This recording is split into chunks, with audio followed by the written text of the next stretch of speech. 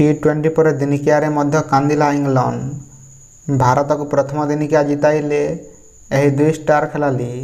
England लगातार पराजय पर कौन कहते अधिनायक जस बटलर आसतु नजर पकाइबा। नागपुर क्रिकेट ग्राउंड रे खेल जाइथिबा भारत एवं इंग्लैंड प्रथम दिनिकिया मैच रे भारत 4 विकेट रे इंग्लैंड को परास्त करिछि। इंग्लैंड प्रथम बैटिंग करी भारत को 249 रन लक्ष्य देइथिला। एहार जवाब रे भारत 38.4 ओवर 6 विकेट हराई मैच को अति सहज जीति नैथिला।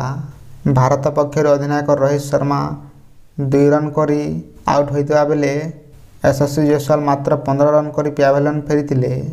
यहाँ पर पारी को संभाली श्रेयस अय्यर एवं शुभमन गिल। श्रेयस अय्यर 36 बॉल 59 रन करी आउट होइथिले एवं पर अक्षर पटेल गिल को साथ देइथिले। इंग्लैंड पक्षर शकीब मोहम्मद एवं आदिल रशीद उभय 2टी लेखा विकेट नैथिले। जोफ्रा आर्चर एवं जैक्स बेथेल को गोटे लेखाएं सफलता मिली।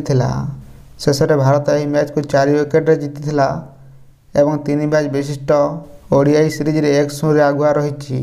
टी20 सीरीज रे लज्जाजनक पराजय पर दिनिकिया सीरीज रे मध्य दलर खराब प्रदर्शन रे अधिनायक जस बटलर निराश होइचंती।